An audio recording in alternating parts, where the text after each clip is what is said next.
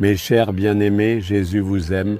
Il a de l'amour et de l'affection pour vous, alors n'ayez pas peur. Quand il est avec vous, pourquoi être troublé? Il vous guidera magnifiquement sur le bon chemin. Mais vous devez faire une chose, ancrer votre cœur en Jésus. Vos yeux doivent toujours être tournés vers Jésus. Prêter attention à ce qu'il promet et y croire. Alors vous pourrez marcher continuellement dans la bénédiction dans votre vie. Jésus dit dans Jean chapitre 8, verset 12, qui est un passage important, « Celui où il me suit ne marchera pas dans les ténèbres, mais il aura la lumière de la vie. » Regardez, le Seigneur dit, « Celui qui me suit ne marchera pas dans les ténèbres, mais il aura la lumière de la vie. » Autrement dit, marcher dans les ténèbres ou marcher dans la lumière. Jésus est pour nous la lumière de la vie. Lorsque nous marchons sur son chemin, lorsque nous le suivons, nous ne marchons plus dans les ténèbres, mais dans la lumière. Parce que marcher dans les ténèbres, essayer de marcher dans l'obscurité, c'est très dangereux. On ne sait pas quel danger peut survenir, n'est-ce pas? Un incident a été raconté à propos d'un ami connu dans un village. Il rentrait chez lui le soir après avoir terminé son travail. Le chemin pour rentrer chez lui était complètement plongé dans l'obscurité. Il n'y avait aucun lampadaire, aucune source de lumière.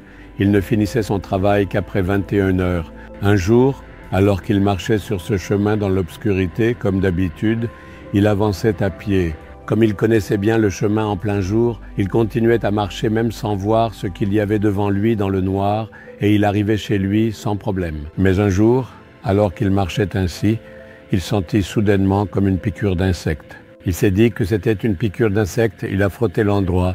Après avoir marché une longue distance jusqu'à la maison, il a regardé l'endroit et a vu des marques de crocs, avec du sang qui en coulait. C'est alors qu'il a compris qu'un serpent l'avait mordu, qu'il avait été attaqué par un serpent.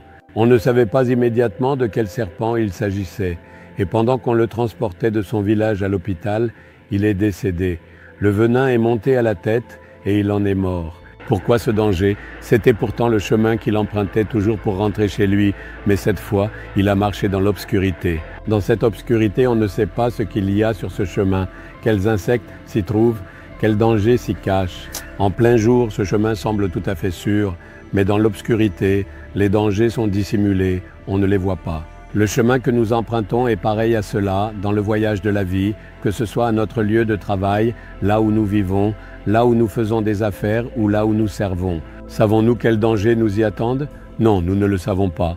Mais si nous commençons à marcher dans la lumière, lorsque nous marchons dans la lumière du Seigneur, peu importe les dangers présents sur ce chemin, ils deviendront visibles. Le Seigneur nous les révélera et nous pourrons ainsi les éviter. C'est pourquoi ceux qui suivent Jésus ne marchent pas dans les ténèbres. C'est pour cela que nous devons suivre Jésus. Croire en Jésus, avoir foi en lui, prier, cela ne suffit pas.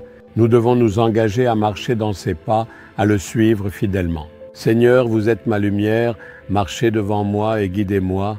Alors, si le Seigneur marche devant vous, lorsque vous marchez derrière lui, sa lumière révélera clairement les dangers et les pièges présents sur votre chemin. Ces dangers ne vous nuiront pas, vous serez protégés. Alors, dans cette vie terrestre, savez-vous où un serpent pourrait être caché ou quel danger pourrait surgir? Savez-vous de quel être humain le venin du serpent pourrait se manifester? Vous ne le savez pas, nous ne le savons pas, parce que nous marchons simplement sur le chemin. Mais quand on marche dans l'obscurité, on ne sait jamais quel danger peut surgir à quel moment, tous les jours ne se ressemblent pas. Alors, si nous voulons marcher en sécurité dans cette vie terrestre, nous avons besoin que Jésus-Christ soit notre lumière. Vous devez vous consacrer à marcher sur son chemin. Dites aujourd'hui, Jésus, sois la lumière de ma vie et guide-moi. Il y a tant de dangers dans ce monde, des pièges, des périls cachés. Il y a des gens malveillants, des personnes qui sont souvent mal intentionnées, remplies de jalousie. Il y a certaines personnes qui peuvent me faire du mal.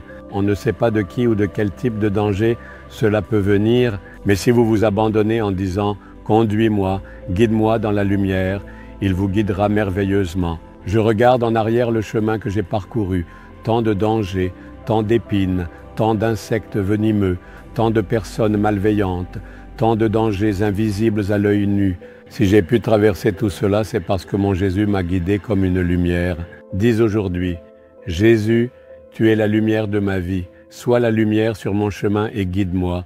Dans l'obscurité, protège-moi en étant ma lumière, afin qu'aucun mal ne m'atteigne. Je me consacre entièrement et avec tout mon cœur à cela. Au nom de Jésus, Amen, Amen.